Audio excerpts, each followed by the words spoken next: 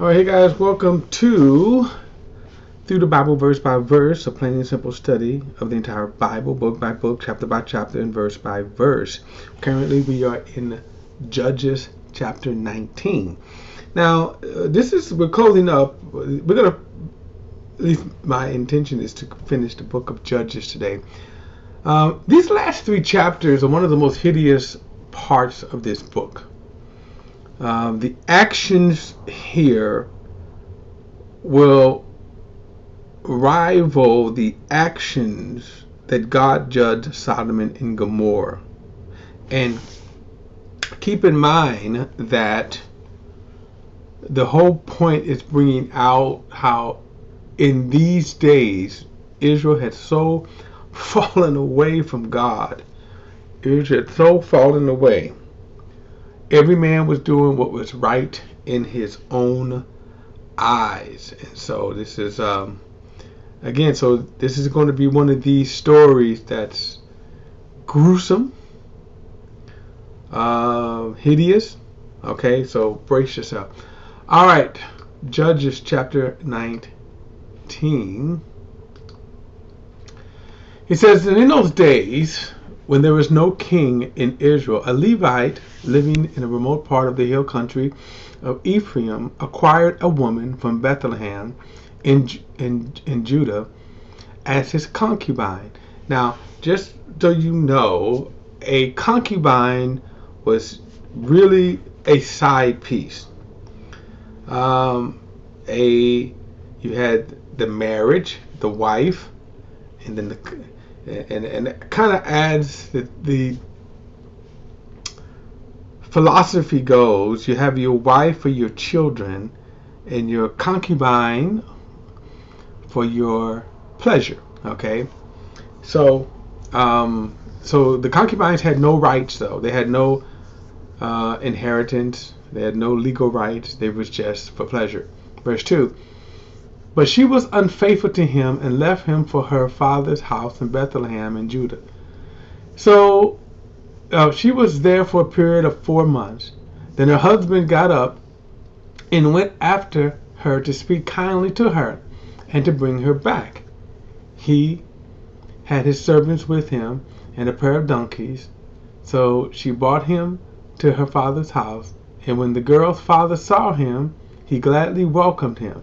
His father-in-law, the girl's father, detained him, and he stayed with him for 3 days. They ate, drank, and spent the night there. So again, we've seen the corruption of Israel, the sinfulness, right? By the way, the concubine was more binding, I guess, than just a simple prostitute. That's why you see the reference there to her husband. But again, she was just really there for his pleasure. Verse 5. On the 4th day, they got up early in the morning and prepared to go. But the girl's father said to the son-in-law, have something to eat to keep up your strength, and then you can go. So they sat down, and the two of them ate and drank together. Then the girl's father said to him, please agree to stay overnight and enjoy yourself. The man got up to go, but his father-in-law persuaded him, so he stayed and spent the night there again. He got up early in the morning of the 5th day to leave, but the girl's father said to him, please keep up your strength. So they waited until late afternoon, and the two of them ate. The man got up to go with his concubine and his servants. When his father-in-law, the girl's father, said to him, look, night is coming, please spend the night with me. See, the day is almost over. Spend the night here, enjoy yourself, and then you can get up early tomorrow for your journey to go home. Now, this father-in-law was extremely hospitable here, right? He's one of the guys that just he didn't want him to go, you know.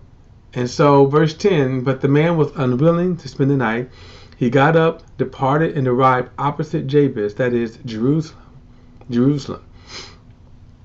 And the man had his 2 saddled donkeys and his concubine with him. And when they were near Jabez, and the day was almost gone, the servant said to his master, please, why not let us stop at this Jebusite city and spend the night here? But his master replied, we will not stop at a foreign city where there is no Israelites. Let us move on to Gibeah. Come on, he said, let us try to reach one of the places and spend the night at Gibeah or Ramah.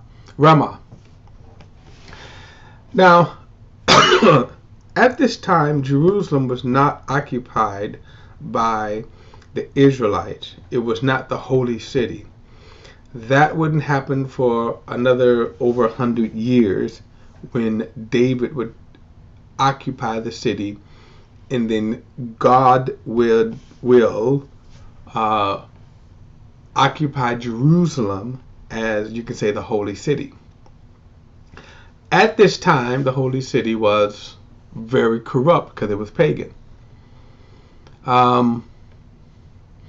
Verse 14, so they continued on their journey, and the sun set as they neared Gibeah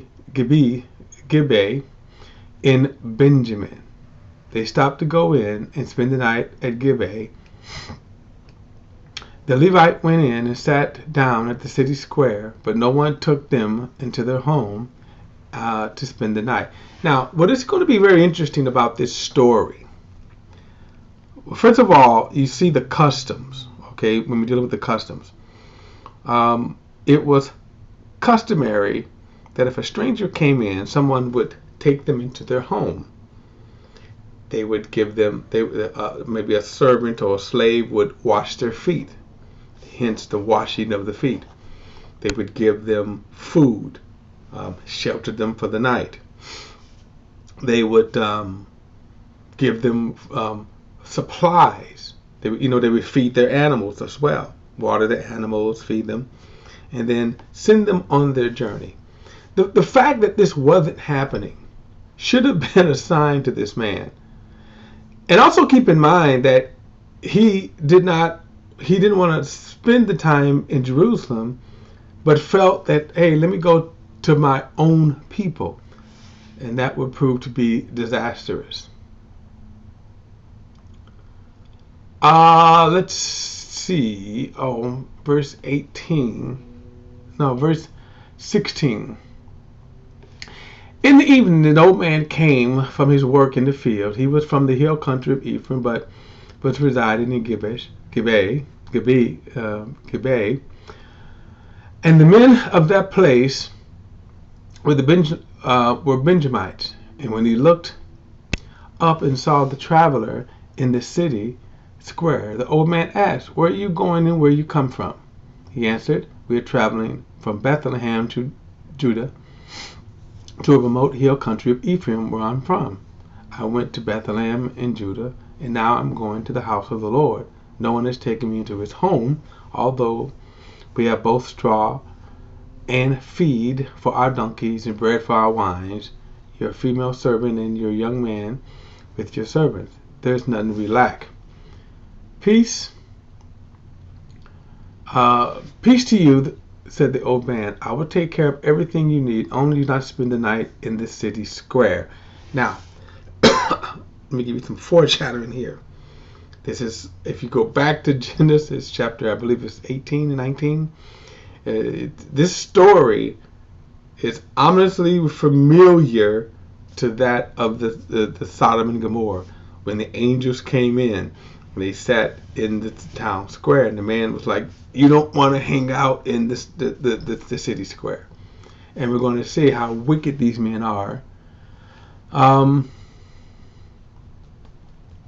Verse 21, so he brought him into his house and fed the donkeys. Then they washed their feet and ate and drank.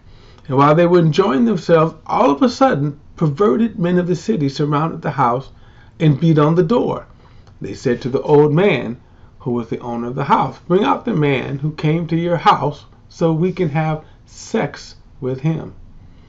The owner of the house went out and said to them, no, don't do this evil, my brothers. After all, this man has come into my house. Don't do this horrible thing. Here, let me bring out my virgin daughter and the man's concubine now. Use them Do whatever you want to them, but don't do this horrible thing to this man. Now, right away, yes, this is some messed up stuff, right?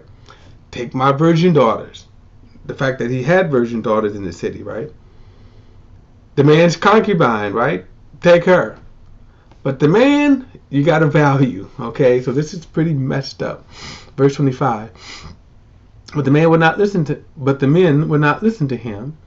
So they seized his concubine and took her outside to them. They raped her and abused her all night until the morning, and at daybreak they let her go. Early that morning the woman made her way back as it was getting light. She collapsed at the doorway of the man's house where her master's was. When her master got up in the morning, opened the door to the house, he went out to leave on his journey, and there was the woman, his concubine, collapsed near the doorway of the house with her hands on the threshold.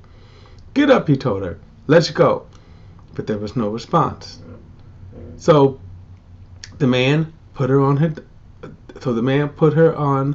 the donkey and set out for home.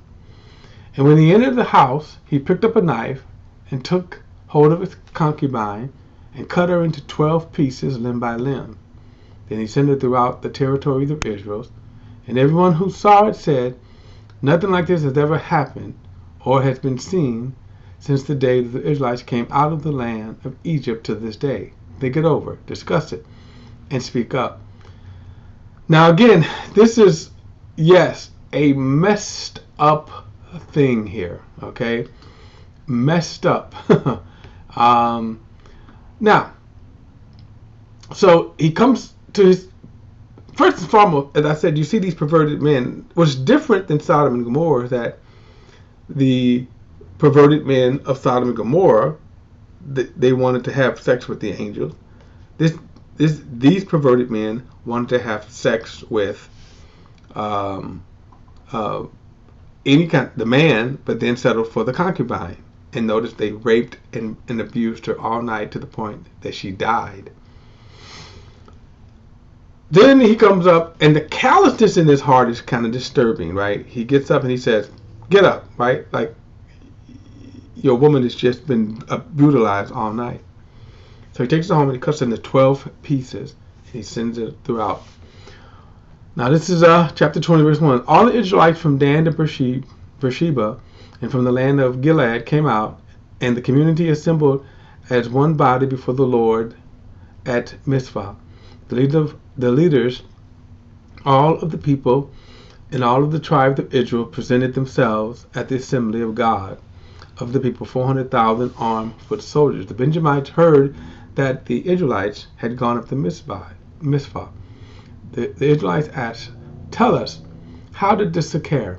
The Levite, the husband of the murdered woman, answered, I went to Gibeah and the Benjamites in Benjamite with my concubine to spend the night. Citizens of Gibeah ganged up on me and surrounded the house at night. They intended to kill me, but they raped my concubine and she died. Then I took my concubine, cut her into pieces, and sent her throughout Israel's territory because they've committed a horrible shame in Israel. Look, all of you are Israelites. Give your judgments and verdicts here and now. Then all the people stood united and said, none of us will go to his tents or return to his house. Now this is what we will do to Gibeah. We will go against them by lot. We will take 10 men out of every 100 men of the tribes of Israel, and 100 out of every 1,000, and 1,000 out of every 10,000 to get provisions for the people when we go up to Gibeah and Benjamin to punish them for the horror that they did. Now this is going to be interesting. Watch how this unfolds. So all of the men of Israel gathered, united against the city. Then the tribe of Israel sent men throughout the tribe of Benjamin, saying, what is this outrage that has occurred among you? Hand over the perverted men in Gibeah, so we can put them to death and eradicate evil from Israel. But the Benjamites would not obey their fellow Israelites. Instead, the Benjamites gathered together from their cities in Gibeah to go out to fight against the men. On that day, the Benjamites rallied 26,000 armed men from the cities, besides 700 choice men, and rallied by the inhabitants of Gibeah. There were 700 choice men who were left-handed among all these people. All could sling the stone at a hair and not miss. The Israelites, apart from Benjaminites, rallied 400,000 armed men, every one an experienced warrior. They set out and went to Bethel and inquired of God. The Israelites asked, "Who is to go up first to fight against the Benjaminites?" And the Lord answered, "Judah will be the first." In the morning, the Israelites set out at the camp near Gibeah, and the men of Israel went out to fight against the Benjaminites and took their battle positions against Gibeah. The Benjaminites came out of Gibeah. I'm sorry, butchering this again, and slaughtered 22,000 men of Israel on the field that day. But the Israelites rallied again and took up battle positions in the same place where they positioned themselves the first day. They went up and wept before the Lord until the evening, and inquired of him, "Should we go up and fight against our brothers, the Benjamites?" And the Lord answered, "Fight against them." The second day, the Israelites advanced against the Benjamites. And the same day, the Benjamites came out of Gibeah to meet them and slaughtered an additional 18,000 Israelites on the field. All were armed men. The whole Israelite army went to Bethel, where they wept and sat before the Lord. They fasted that day until the evening and offered burnt offerings and fellowship offerings to the Lord. The Israelites inquired of the Lord in those days, and the ark of the covenant of God was there. Phinehas and Eleazar, the son of Aaron, was serving before it. The Israelites asked, "Should we again fight against our brother Benjamites, or should we stop?" The Lord answered, "Fight, because I will hand them over to you tomorrow." Now, if it seems like God is playing games with them, he's not. Keep this in mind. Remember the focus of this story here. The greater picture is how wicked all of Israel was. Okay? All of Israel was wicked. So, when they go before the Lord tells them to go to battle, and almost 50,000 men are slaughtered. Keep this in mind. They're not innocent. And even their approach to God, even their approach to God was, again, wicked. Okay? I'm going to stop here and pick it up in the next study. I'm going to pick this up in the next study because we're running out of time here. So, because